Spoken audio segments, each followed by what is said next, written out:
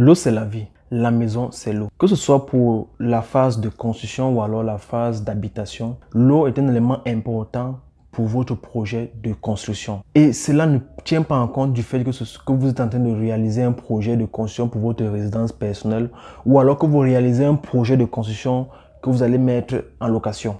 L'eau est un élément très important, sinon l'élément le plus important de votre projet de construction. Et donc, lorsque vous pensez à votre projet de construction, lorsque vous êtes encore à la phase de conception de votre projet, lorsque vous êtes encore à la période d'imagination même de votre projet de construction, vous devez prendre en compte cet élément-là dès la base. Dans cette vidéo, nous allons voir ensemble les différentes possibilités qui s'offrent à vous pour pouvoir obtenir l'eau sur votre site de construction.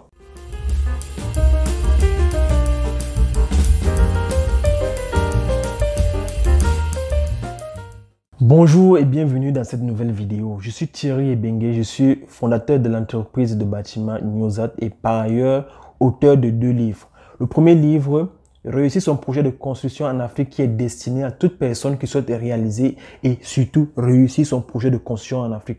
Peut-être que ce livre vous concerne. Le second livre, quant à lui, Le guide du bâtipreneur 2.0, est un livre destiné principalement aux entrepreneurs en bâtiment, ceux qui exercent en Afrique. Avant de continuer cette vidéo, je tiens principalement à vous présenter mes sincères excuses parce que nous n'avons pas publié de vidéos sur cette chaîne depuis pratiquement 1 an.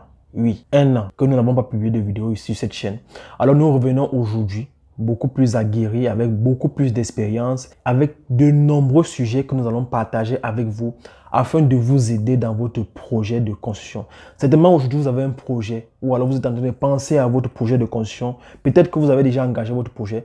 Vous aurez toujours besoin des idées, vous avez toujours besoin des expériences des autres pour pouvoir améliorer votre projet ou alors pour pouvoir mener votre projet vers la réussite. Je n'ai pas la prétention d'être un expert dans le domaine, mais je pense sincèrement que si j'apporte ma petite contribution à votre projet, cela vous aidera certainement à mieux le réussir. Sans toutefois tarder, entrons dans le vif du sujet. Aujourd'hui, nous parlons de l'eau. L'eau, comme je l'ai dit d'entame, est un élément capital pour votre projet de construction. Alors, si vous êtes encore dans la phase de conception de votre projet, il est important de penser, il est important de prendre en compte ce paramètre dès le départ, dès maintenant, dès à présent. Vous devez commencer à réfléchir sur cette problématique-là, la problématique de l'eau. Déjà parce que vous aurez besoin de l'eau pour la phase de construction, comme je l'ai dit depuis le début de cette vidéo, et vous aurez également besoin de l'eau pour l'usage, c'est-à-dire pour les usagers auront besoin de l'eau. Ça peut être vous, si c'est votre résidence personnelle, ça peut être les locataires, si c'est un immeuble que vous allez mettre, vous êtes en train de construire pour mettre en location. Alors, toutes ces personnes auront besoin d'eau sur votre site. Alors, maintenant, comment est-ce que vous devez faire pour obtenir de l'eau? Il y a différentes possibilités qui s'offrent à vous pour obtenir de l'eau sur votre site. La première possibilité qui s'offre à vous, c'est de vous connecter au réseau public d'alimentation en eau de votre ville ou alors de votre commune. Pour ceux qui sont dans les grandes villes, ce réseau est généralement disponible, mais c'est beaucoup plus difficile pour les personnes qui résident dans les petites villes. Alors, si votre projet est dans une grande ville, la première chose que vous aurez à faire, c'est de vous renseigner auprès de l'entreprise qui est chargée de la distribution de l'eau potable dans votre localité, dans votre ville. Et à partir de là, ils vont certainement faire une évaluation en fonction de peut-être des tuyaux qui sont les plus proches de votre site. Ils vont faire une évaluation pour vous dire combien est-ce que ça coûte pour faire un branchement qui va arriver sur votre terrain. Donc ça, c'est la première possibilité qui s'offre à vous.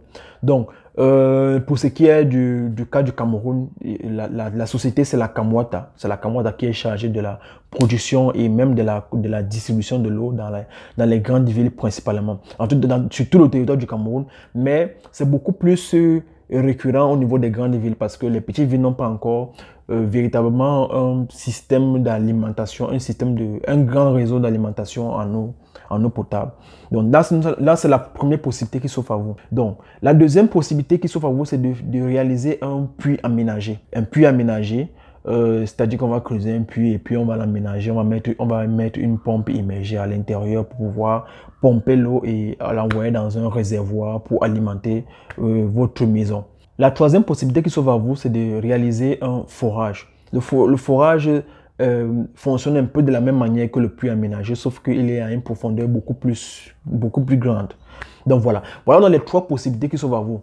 Dans cette vidéo aujourd'hui, on va essayer d'étudier ensemble comment est-ce que vous allez pouvoir choisir entre ces trois possibilités. Mais surtout, entre la possibilité de réaliser un forage et celle de réaliser un puits aménagé. Parce que pour ce qui est du branchement au niveau du réseau, ça ne dépend pas vraiment de nous. C'est la meilleure solution parce que, comme on dit, la meilleure eau, c'est celle qui vient du réseau public, parce que c'est une eau qui circule fréquemment, donc c'est une eau qui ne stagne pas. Donc c'est la meilleure eau. Bon, les scientifiques même vont le pouvoir, sauf si peut-être dans votre ville le système n'est pas fonctionnel, ou alors peut-être la tuyauterie n'est pas bonne, et voilà, ce qui va faire en sorte que vous allez recevoir peut-être une eau qui n'est pas de bonne qualité chez vous.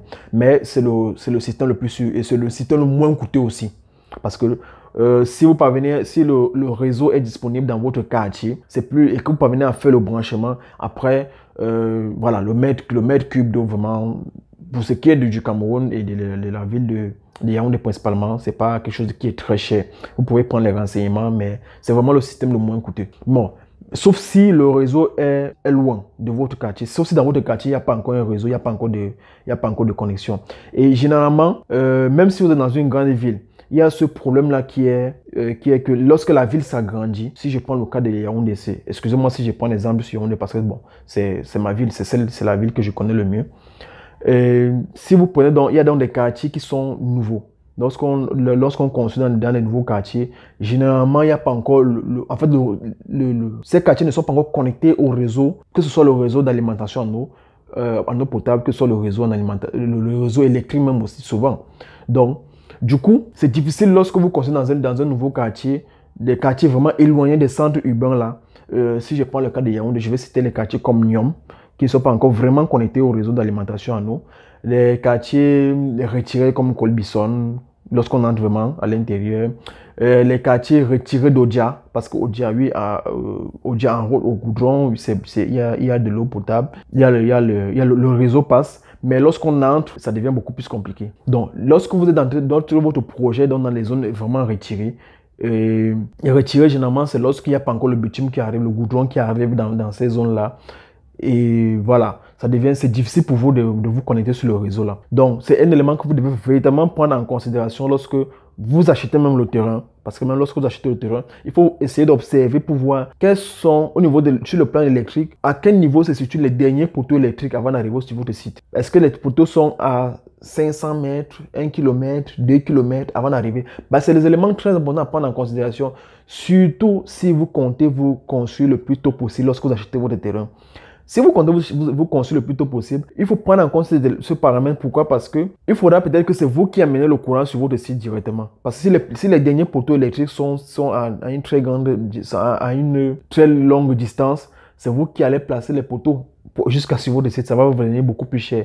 Et pareil également pour l'eau. Si le système d'approvisionnement est très loin de votre site, du terrain que vous êtes en train d'acheter, ça veut dire que si vous souhaitez véritablement faire un branchement sur le réseau public, c'est vous qui allez payer sur toute la distance. Même si après, les nouveaux habitants, lorsqu'ils vont arriver plus tard, ils vont vous rembourser. Peut-être ils vont revenir vers vous pour vous connecter sur le réseau. Ils vont vous rembourser. Ils vont payer un certain montant.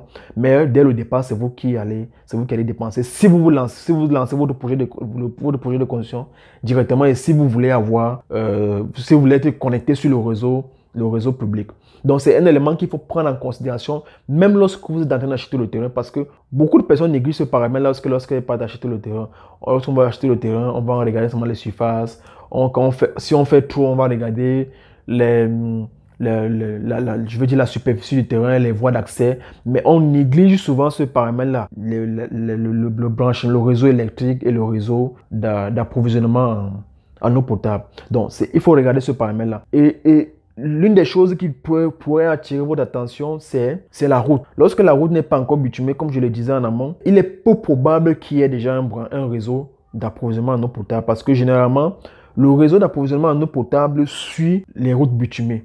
Donc, c'est lorsqu'on aménage, lorsqu'on réalise des routes bitumées, on bitume des routes, c'est à ce moment qu'on prévoit en fait le réseau d'approvisionnement en eau potable. Donc, lorsque les routes ne sont pas encore bitumées, il est fort probable que qu'il n'y ait pas d'eau potable dans cette zone. En fait, que le réseau public n'arrive pas encore à ce niveau-là. Donc, voilà les éléments qui peuvent attirer votre attention.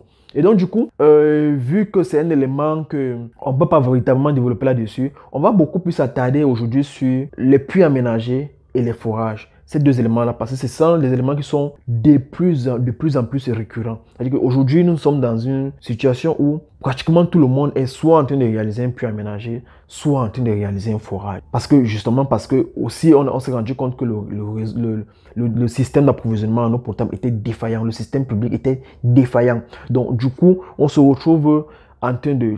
Tout le monde est en train de... Pour avoir de l'eau, comme je l'ai dit dans l'eau, la maison, c'est l'eau. L'eau, c'est la vie, la maison, c'est l'eau. On ne peut pas vivre dans une maison sans eau. Et pour avoir donc de l'eau dans la maison et que le système public ne fonctionne pas, avec des coupures d'eau, parfois vous parvenez à vous brancher sur le réseau, mais il y a tellement de coupures d'eau au point où c'est difficile de vivre à l'intérieur de la maison. Et donc, pour être sûr d'avoir de l'eau en continu, les gens optent soit pour les puits aménagés, soit pour les forages. Maintenant, comment est-ce que vous devez donc choisir entre les deux? Parce que vous n'allez pas forcément réaliser les deux. C'est vrai que c'est possible de réaliser les deux sur votre terrain, en fait, pour votre bâtiment et tout. Mais si vous devez choisir entre le puits aménagé et le forage, quels sont les éléments sur lesquels vous allez devoir vous appuyer, vous allez vous baser pour effectuer le choix? Qu'est-ce que le puits aménagé déjà? Et qu'est-ce que le forage? Parce que les gens ont tendance à confondre les deux éléments. Parfois, quelqu'un va vous dire que je veux réaliser un forage chez moi, mais en réalité, c'est le puits aménagé qu'il veut réaliser. Ce n'est pas le forage véritablement qu'il veut réaliser. Donc, il faudrait que chacun essaie de comprendre évidemment quelle est la différence. La différence se situe principalement sur le fait que le puits a une limite de profondeur. Ça, c'est le premier élément de différenciation. Le puits a une profondeur très limite. Contrairement au forage qui peut aller à des profondeurs vraiment grandes. Parce que c'est le forage. Le puits c'est fait manuellement. Lorsqu'on fait un puits, on creuse manuellement. Lorsque vous allez regarder sur cette image-là, les puits vont aller sur des profondeurs d'environ 30 mètres. En fait, les puits aménagés que moi je connais, que j'ai eu à réaliser, sont allés à des profondeurs maximales de 30 mètres. Je ne sais pas si c'est possible d'aller à des profondeurs au-delà de 30 mètres parce que ce sont des êtres humains qui vont descendre et qui vont creuser à l'intérieur jusqu'à 30 mètres de profondeur. Vous imaginez? C'est-à-dire que lorsqu'on se place en haut, on ne voit même plus l'intérieur. Déjà, à 20 mètres de profondeur, ça devient difficile. Imaginez 30 mètres de profondeur. Donc, certainement, il y a des gens qui peuvent aller à plus de 30 mètres de profondeur, mais toujours est-il que la profondeur est limite avec le puits aménagé. Donc, on creuse d'abord un puits et ensuite, on l'aménage. Donc, à la base, c'est d'abord un simple puits, comme les puits qu'on connaît dans nos maisons, comme dans les villages. On réalise les puits, on creuse on creuse avec des diamètres, soit de 1 mètre, 1 mètre 10 ou bien 1 mètre 20. On creuse et ensuite, on aménage. On aménage en faisant quoi? On aménage en mettant des buses à l'intérieur. On aménage en mettant par exemple du gravier, du charbon ou du sable en bas pour essayer de filtrer un peu cette eau-là, pour éviter que lorsqu'on par exemple on tire l'eau et que la boue ne remonte. On aménage en faisant quoi? On aménage également en mettant une pompe immergée à l'intérieur. C'est ce qui va faire la différence véritablement entre un puits classique où on va tirer l'eau avec la corde manuellement et un puits aménagé où on va mettre une pompe au fond de l'eau pour pouvoir tirer l'eau de manière électrique parce que la pompe elle est électrique. Donc ça fonctionne avec l'électricité. Donc la pompe va donc tirer l'eau, aspirer l'eau pour envoyer cette eau-là dans un réservoir qu'on va placer à un endroit spécifique dans la maison qui va jouer le rôle de château. Parce qu'on ne peut pas tirer l'eau directement du puits pour alimenter directement les maisons. Donc, ce qu'on fait, c'est qu'on tire l'eau, on capte l'eau et puis on met dans un réservoir qui joue le rôle de château. Et c'est maintenant à partir du château là maintenant qu'on redistribue l'eau à l'intérieur de la maison à travers le système d'alimentation en eau qui a été mis en place par les plombiers et autres. Donc, voilà un peu comment fonctionne le puits aménagé. Et maintenant, maintenant, au niveau du forage, comment ça fonctionne? Le forage, quant à lui, c'est le même principe. On creuse et on installe une pompe immergée à l'intérieur. Sauf que on ne va pas creuser manuellement. On va creuser mécaniquement. C'est-à-dire que ce sont les engins qui vont venir creuser. Il y a des engins on va installer un dispositif qui va creuser et le diamètre sera réduit. Lorsqu'au niveau du puits, vu que ce sont les êtres humains qui creusent, on va avoir les diamètres d'environ 1 mètre, 1 mètre 10 et autres. Au niveau du forage, autant pour moi, on va avoir des diamètres qui sont réduits. C'est vrai qu'on peut également avoir des forages avec des diamètres qui sont grands, mais ce ne sont pas des forages qui sont qu'on utilise beaucoup pour capter l'eau en fait pour les habitations. Donc, généralement, on va se limiter à des diamètres de 20 cm, 25 cm et autres. On va capter l'eau avec une pompe immergée. La différence entre les deux, entre le forage et le puits, c'est que le forage peut aller à des profondeurs, à des centaines de mètres en fait de profondeur. On peut faire un forage qui va à 100 mètres de profondeur, 200 mètres de profondeur, voire plus même. Pour certains projets, les puits peuvent aller à 500 mètres de profondeur. Là, ça demande énormément de travail. Donc, ce sont des machines. Vous comprenez bien que ce ne sont pas les êtres humains qui vont creuser ça. Ce sont des machines qui vont creuser ce puits-là, qui vont forer. Parce qu'on ne parle plus de creuser, ils vont forer. On va forer et on va introduire. Au fur et à mesure qu'on fore, on va mettre des tubes à l'intérieur. On va mettre des tubes qui vont protéger pour éviter que ça se referme. On met des tubes. Au fur et à mesure qu'on creuse, on met des tubes. Et à la fin, finalement, on introduit une pompe immergée qui va capter l'eau et envoyer cette eau-là. Pareil dans un réservoir qui joue le rôle de château. Donc, c'est ce réservoir, à partir du réservoir maintenant qu'on va redistribuer l'eau dans la maison, dans le bâtiment. Donc, voilà comment fonctionnent les puits aménagés et les forages. Voilà la différence fondamentale, la différence qui existe entre les deux éléments. Maintenant, comment est-ce que vous devez donc choisir? Quels sont les éléments qui vont vous permettre de choisir le puits aménagé ou alors choisir le forage? Le premier élément que vous devez prendre en considération, c'est que le puits aménagé, l'eau qui se trouve dans le puits aménagé, c'est l'eau de pluie. Ça, c'est l'élément que vous devez prendre en considération, le premier élément. C'est-à-dire que c'est une eau superficielle. Les eaux qui se trouvent dans les puits, ce sont les eaux de pluie. C'est la raison pour laquelle vous allez vous rendre compte que lorsque nous sommes en saison sèche, certains puits tarissent. Oui, vous avez certainement remarqué ça. Lorsque nous sommes en saison sèche, certains puits tarissent. Et lorsque nous sommes en saison de pluie, on a l'impression qu'il y a beaucoup plus d'eau dans le puits. Parce que justement, les puits captent les eaux superficielles. C'est-à-dire que les puits captent les eaux de pluie, principalement. Maintenant, contrairement au forage où les forages, lorsqu'on fait un forage, on peut chercher l'eau souterraine. C'est-à-dire que c'est une eau qui n'a rien à voir avec la pluie. Qu'il pleuve, ou qu'il neige, ou qu'il fasse soleil, cette eau-là existe. C'est une eau qui circule dans le sol.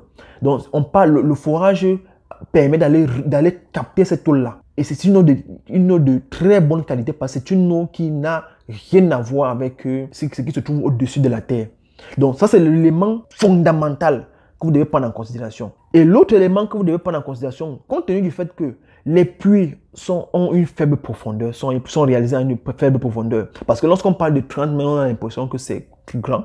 Mais lorsqu'on parle de 30 mètres et qu'on se rend compte que le puits va capter les eaux de pluie, c'est-à-dire que le puits va aller capter les eaux qui circulent au-dessus du sol. Imaginez bien, lorsque l'eau circule au-dessus du sol, c'est avec tout ce que cette eau-là va ramasser en cours de route, les produits chimiques et tout. C'est vrai que la terre filtre, mais la terre, il faut du temps pour que le système de filtrage de la terre soit véritablement efficace. Il faut du temps et il faut une bonne distance.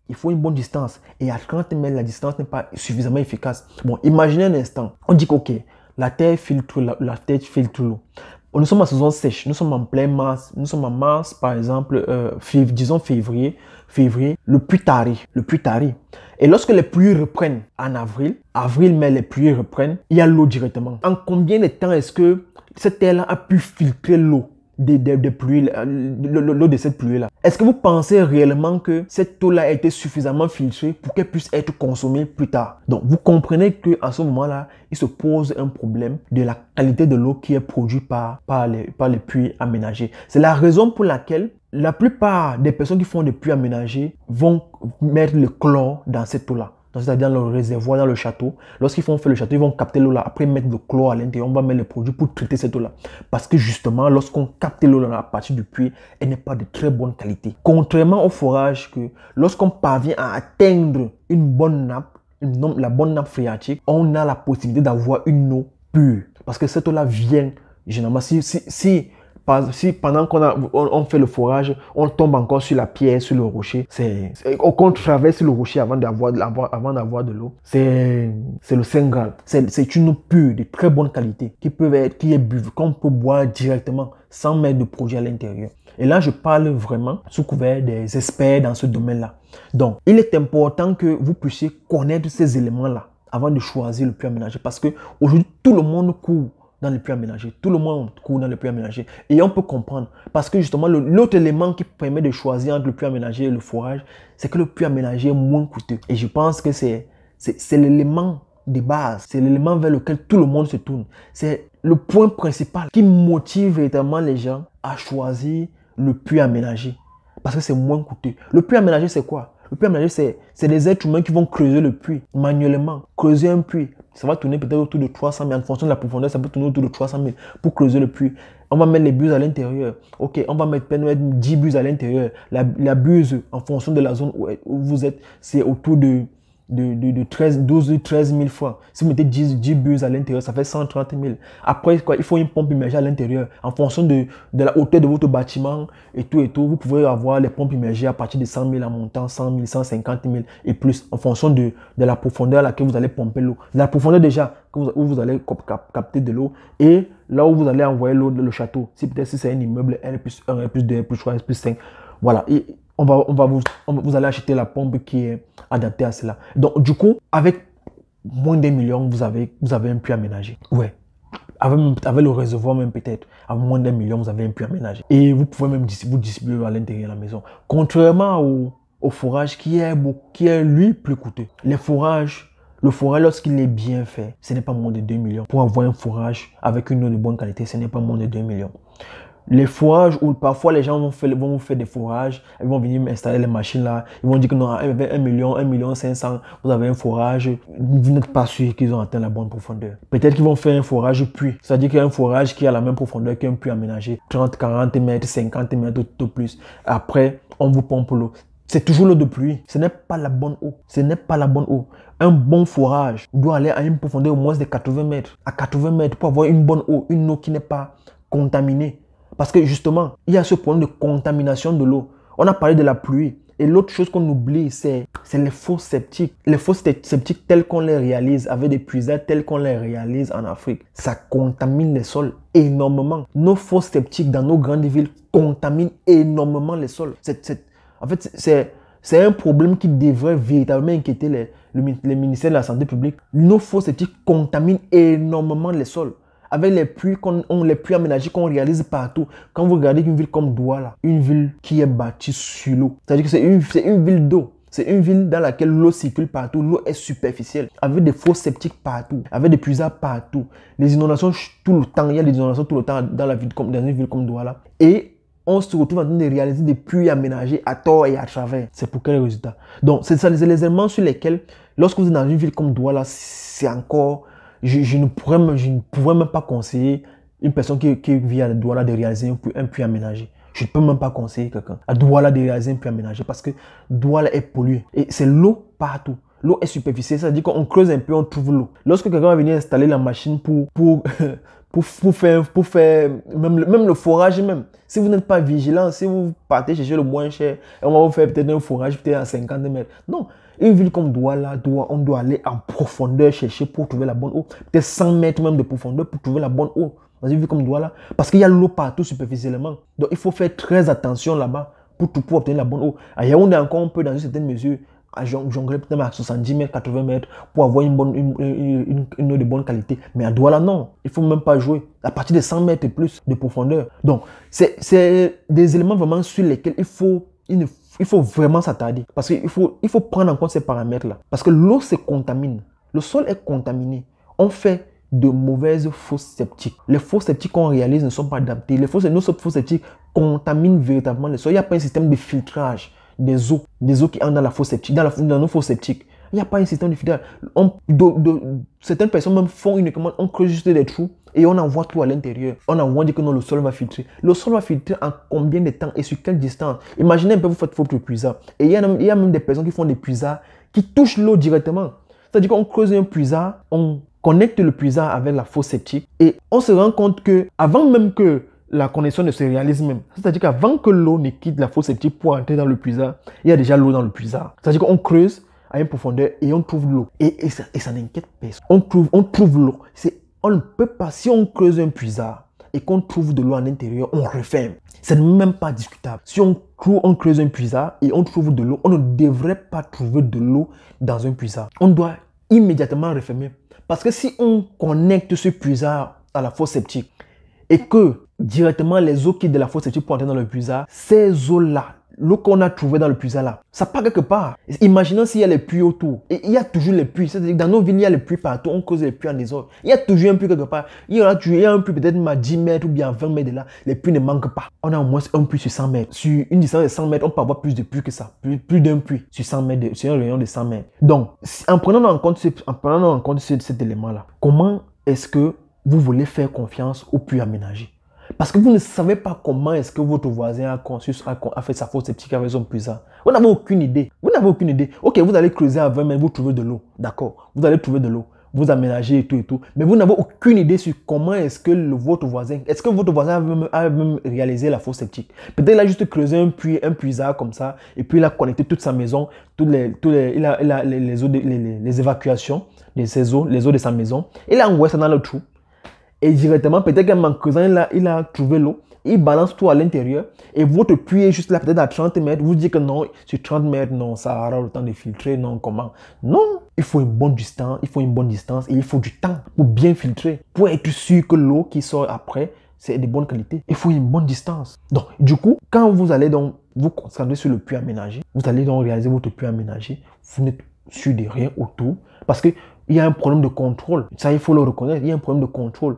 Il y a de l'anarchie dans le secteur de la construction. Je parle du cas du Cameroun. Oui, il y a le contrôle, il y a la mairie et tout, il y a le permis de bâtir et tout. Mais lorsque vous avez payé pour le permis de bâtir, par exemple, ils s'en foutent du reste. Ils ne viennent même pas sur le terrain réaliser ce que contrôler ce que vous êtes en train de réaliser. Ils ne viennent même pas vérifier est-ce que vous avez vraiment réalisé est-ce que vous réalisez vraiment ce que vous avez dit. Ils ne viennent même pas. Tout ce qu'ils peut-être peuvent regarder, c'est peut-être le nombre d'étages. Est-ce que vous avez dit que vous allez construire un R+2? Ok, ils viennent et regardent si c'est le R+2 que vous allez construire. Si c'est le R+2, c'est bon. Et puis, tout le reste, ils ne regardent pas. La plupart du temps, ils ne contrôlent pas tout le reste. Pourtant, c'est les éléments très importants, ce qui concerne la santé. Donc, pour revenir à ce que je disais tantôt, vous ne devez pas uniquement regarder le prix. Parce que comme on a dit, le puits aménagé, c'est moins coûteux que le forage. Ça, c'est clair. Il n'y a pas match. C'est moins coûteux. Mais il faut regarder sur le long terme. Il faut regarder également sur est-ce que la santé a vraiment un prix? Est-ce que c'est nécessaire de sacrifier votre santé pour quelque chose qui va vous revenir moins cher? Ça, c'est ce que vous regardez. C'est à vous de décider. Maintenant, si vous arrivez dans une zone où vous êtes sûr de la qualité de l'eau, si vous êtes sûr que non, en faisant un puits aménagé, l'eau sera de bonne qualité. Ok, vous vous engagez, vous faites votre puits aménagé, vous réalisez votre puits aménagé et puis voilà, vous continuez. Si vous avez des produits pour traiter cette eau-là, si vous êtes sûr, si vous avez la possibilité de contrôler l'eau et de la traiter régulièrement, vous faites votre puits aménagé et vous traitez cette eau-là, vous la consommez, vous buvez ou bien. Maintenant, l'autre possibilité aussi, c'est quoi? Vous pouvez par exemple faire le puits aménagé, mais vous ne buvez pas de cette eau. Cette eau peut être destinée peut-être pour la cuisson, cette eau peut être destinée pour la douche, par exemple, à la douche, les salles de bain, pour se laver et tout. Maintenant, pour ce qui est de la consommation directe, ce que vous buvez, vous prenez une autre option. L'autre chose, c'est quoi? Vous pouvez faire un puits aménagé, par exemple, pour la piscine, par exemple. La piscine, jardin et tout, c'est pour alimenter la piscine, le jardin, vraiment tout le reste là. Et maintenant, de l'autre côté, vous faites un forage en bonne et due forme, peut-être pour ce que vous allez boire. Vraiment, ça dépend de vous. Mais c'est important que vous preniez en compte tous les éléments. Ne regardez pas uniquement le prix. Parce que si vous regardez uniquement le prix, c'est que personne ne va faire le forage. Mais pourtant, s'il existe bien des forages, c'est pour une raison. S'il y a le forage et qu'il y a le puits aménagé, ça veut dire qu'il y a des raisons que les deux existent. Donc, ne regardez pas uniquement ce qui est moins coûteux. L'autre paramètre que j'allais oublier, c'est les villes qui ont des collines. Je prends l'exemple de la ville de Yaoundé. Yaoundé est surnommée la ville aux 7 collines. Donc, c'est une ville évidemment où il y a des collines. Et vraiment, c'est difficile de marcher sur une longue distance sans tomber sur une colline. Il y a vraiment des collines partout. Et on se rend bien compte que les gens sont en train de dompter ces collines-là. C'est-à-dire qu'on est en train de construire sur toutes les collines. C'est-à-dire que même des monts, on parle du mont Bangolo, les gens sont en train de dompter les monts, les gens sont en train de construire sur des monts. Ce qui ne devrait pas se faire. Et là, je parle vraiment sous le contrôle des urbanistes.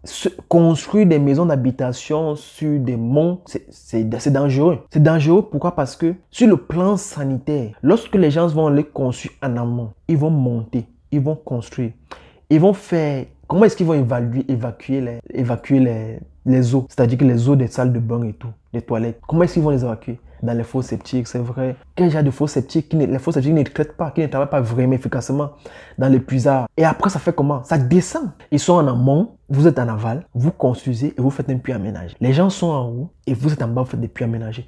Vous faites ces puits aménagés, c'est pour avoir quelle qualité d'eau. Est-ce que vous prenez le temps de regarder, de prendre en compte ces éléments-là? Même si au-dessus de vous, les gens n'ont pas encore construit. C'est-à-dire que vous arrivez, vous êtes en aval, on vous avez acheté votre terrain, vous avez construit votre maison et en haut, on n'a pas construit. Mais lorsque vous observez, vous vous rendez compte que les gens ne font que monter. Les gens ne font que construire, se construire au-dessus de vous. Ils ne font que gravir la colline. Il faut que gravir la colline. Il faut que construire. Posez-vous la question, où est-ce que vont les eaux qu'ils évacuent? Où vont ces eaux? Si ce n'est dans vos puits aménagés que vous avez réalisés. C'est dans vos puits que ça part. Donc, c'est un problème véritablement sérieux qu'il faudrait que les autorités, s'il y en a qui regardent cette vidéo, qui puissent vraiment prendre en compte cet élément-là. Parce que la manière avec laquelle nous sommes en train de construire sur les collines, ça devient inquiétant sur le plan sanitaire. D'abord sur le plan sanitaire, je ne parle même pas sur le reste, là, les risques d'éboulement et tout là. Mais d'abord sur le plan sanitaire, il y a même déjà d'abord le problème, déjà qu'on ne peut même pas d'abord approvisionner. Quand c'est comme ça devient même difficile d'approvisionner. Le système d'approvisionnement en eau publique, le réseau ne peut même pas arriver là-bas, sur les monts. Ça ne peut pas arriver. Imaginez si votre mont est plus haut que le château d'eau, le château qui alimente la ville. C'est impossible que le réseau arrive là-bas. Parce que le château d'eau est censé être plus haut que toutes les autres habitations. Les châteaux fonctionnent avec le système des vases communicants. Donc pour que les châteaux d'eau puissent alimenter la ville à travers le réseau d'alimentation publique, il faudrait que le château soit au-dessus de tout le reste. Mais si on ne fait que monter sur les monts, on monte. À un moment donné, on se retrouve que vous retrouvez que votre maison est au-dessus. Si on regarde sur le plan de l'altitude, votre maison est au-dessus du château d'eau. Votre maison est au-dessus du château d'eau. Comment est-ce que votre maison sera alimentée par le réseau public? Et donc, vous êtes obligé de faire soit un puits aménagé, soit un forage. Maintenant, si vous cherchez le moins cher, vous allez faire le puits aménagé. Et si après vous, il y a d'autres qui réalisent, vous allez capter les eaux des fosses septiques de leur puisard. Vous allez capter ces eaux-là. Et ça va entrer dans votre puits. Ça devient compliqué. Donc, il y a ces éléments-là que vous devez véritablement prendre en considération. Et ce n'est pas négligé. Commencez à réfléchir à ça lorsque vous achetez même le terrain. Avant même votre projet de construction. Lorsque vous partez acheter le terrain, vous devez vous poser la question. Est-ce qu'il y a un réseau d'alimentation en eau?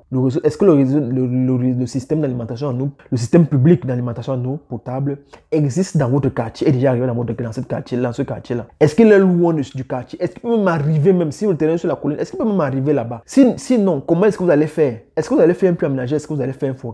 Vous devez commencer à vous poser ces questions dès le départ. Commencez à vous poser. Parce que l'eau, c'est la vie. Et ce n'est pas qu'une expression.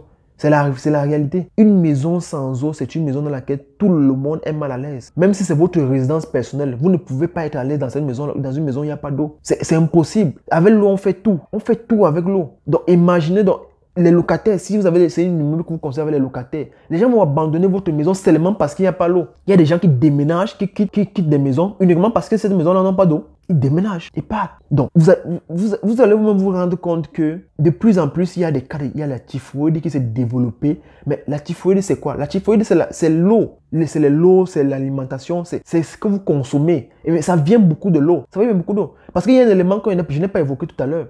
Mais lorsque vous conservez ces eaux-là, prenons le cas même du château, même du forage, il y a la conservation de l'eau là qui est aussi importante. Parce que moi, je vois des maisons, vous passez devant une maison, vous voyez, c'est une maison, un plein pied ou alors un duplex, une maison peut-être sensiblement 8 personnes, un ménage de 8 à 10 personnes. Mais on installe un cubiténaire, c'est-à-dire un réservoir d'eau de 2000 litres. 2000 litres, c'est pour faire quoi? Non, vous mettez 1000 litres. Tout au plus 1500 litres. Mais 1000 litres, c'est l'idéal. Parce que l'eau doit couler. Vous mettez 1000 litres, ça finit, on appuie ou alors on déclenche, ça déclenche automatiquement, ça recharge. Vous utilisez encore, ça finit, on recharge. Mais lorsque vous gardez, l'eau n'est pas censée faire 24 heures. L'eau n'est pas censée être conservée pendant plus de 24 heures. 24 heures, c'est le maximum. Après ça, l'eau devient dangereuse pour la santé. L'eau commence à développer en elle-même certaines bactéries.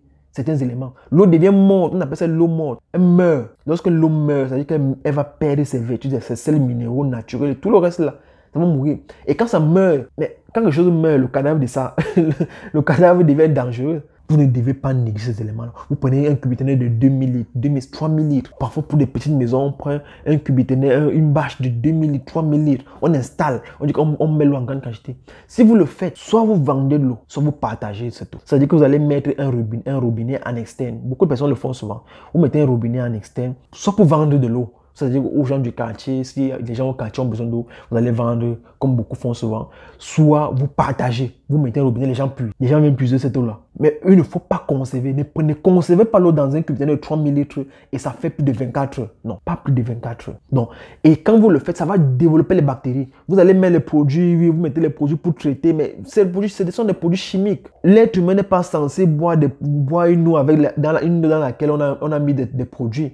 Vous devez boire une eau pure, naturelle. Donc, prenez véritablement en compte cet élément-là. Prenez cela en considération quand vous partez m'acheter le terrain. C'est la raison pour laquelle je vous dis toujours, je vous recommande toujours de vous faire accompagner lorsqu'on part acheter le terrain. Parce que lorsqu'on part acheter le terrain, c'est les éléments qu'il faut prendre en considération. Si vous faites accompagner, si vous n'êtes pas seul, ça fait qu'il y a, si vous êtes deux, ça fait au moins deux têtes qui ont réfléchi.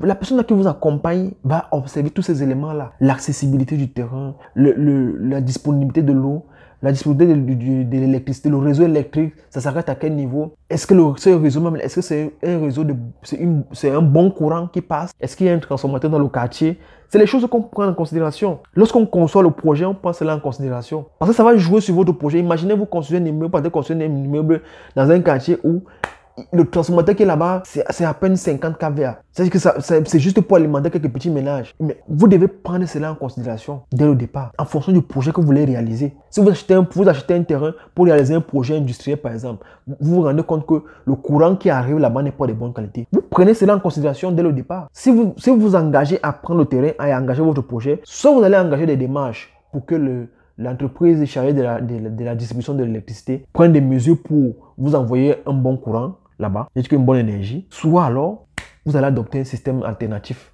d'alimentation en électricité. Donc, il faut prendre cela en considération. Et ça joue même pendant la phase de construction même. Ça veut dire que vous avez un projet où vous avez peut-être besoin d'électricité, vous avez besoin d'eau. Ça peut jouer, ça joue. Il y a des projets un projet par exemple est censé prendre, je veux dire comme ça, 1 mois pour être réalisé. Mais on va se retrouver en train de traîner 1 mois, 2 semaines, 2 mois. Parce qu'il n'y a pas l'eau. Parce que peut-être on n'a pas fait un puits, peut-être là, un puits pour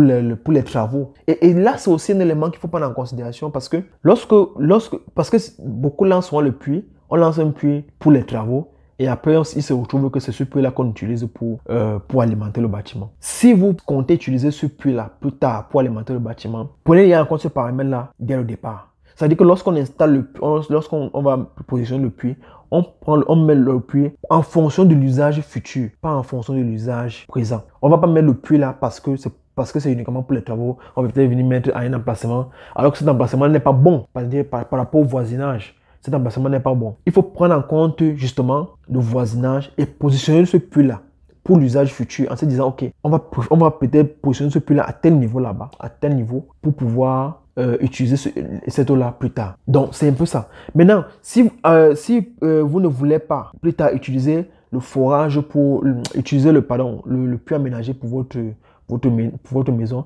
vous pouvez donc faire un puits uniquement pour les travaux. Après, peut-être si vous avez une piscine, vous allez utiliser l'eau de la piscine, l'eau de ce puits-là pour alimenter votre piscine ou alors pour alimenter les toilettes et peut-être faire un forage pour alimenter le reste de la maison. Ça, c'est des possibilités. Il y a plusieurs possibilités. Il y a la possibilité de capter l'eau de pluie. On capte l'eau de pluie et puis on peut alimenter le jardin, on peut alimenter les salles de bain, c'est-à-dire les toilettes avec cette eau de pluie-là. Lorsqu'on installe la maison, on a la possibilité d'avoir plusieurs sources d'alimentation. On peut adapter toutes les différentes sources d'alimentation. Mais lorsque vous allez appuyer sur le bouton du bidet là, personne ne saura que l'eau que vous entendez appuyer là, c'est l'eau qui c'est l'eau de pluie par exemple. Mais c'est en fonction du système qui a été mis en place qui fait en sorte que l'eau, lorsque vous appuyez, c'est l'eau de pluie qui part. Lorsque vous vous lavez par exemple, peut-être c'est l'eau du forage. Lorsque vous partez à la cuisine, c'est l'eau peut-être du forage. Lorsque. Donc c'est en fonction de tous ces éléments-là. C'est la raison pour laquelle je vous demande de prendre en considération tous ces éléments-là dès la base. Pendant l'achat du terrain, vous commencez à réfléchir. Pendant la phase de conception, vous commencez à réfléchir là-dessus et vous adoptez un système définitif. Un système que vous pouvez, si c'est le fourrage, vous faites même le fourrage avant de commencer les travaux. Ça fait en sorte que directement les gars, lorsqu'ils sont en train de travailler, ils ont l'eau disponible sur le site. Ça veut dire qu'il faudra également l'électricité parce qu'il n'y a pas de fourrage sans électricité, ça fonctionne avec l'électricité. Sauf si vous adoptez un système autonome, c'est-à-dire qu'il faut fonctionner avec l'énergie solaire par exemple. Là, c'est autre chose. Vous pouvez le faire directement avant de lancer les travaux. Directement avant de lancer les travaux, vous faites cela et ça vous permet d'avoir l'eau disponible sur le site. Donc, voilà un peu, c'était important que je puisse faire cette vidéo pour évoquer, pour développer cette thématique-là véritablement. J'espère que les éléments que j'ai développés aujourd'hui dans cette vidéo vous ont permis de mieux comprendre en fait le fonctionnement des puits aménagés et celui des forages. J'espère que cela va vraiment vous aider pour votre projet. Que j'ai pu répondre peut-être à vos questions, à vos interrogations. Si c'est le cas, n'hésitez pas à me laisser un commentaire et à liker surtout la vidéo et à partager autour de vous, ça peut aider de nombreuses autres personnes. Si vous avez des questions, s'il y a des éléments qu'on n'avait pas compris, si il y a des points sur lesquels vous n'êtes pas d'accord, n'hésitez pas à partager cela dans les commentaires. Comme je vous ai dit, je ne suis pas un expert, mais je pense que le peu que je connais, je peux partager avec vous et que peut-être ça peut vous aider ou alors ça peut aider d'autres personnes pendant leur projet de construction. Alors, sans tout tarder, je vous dis à très bientôt pour une prochaine vidéo. Ciao!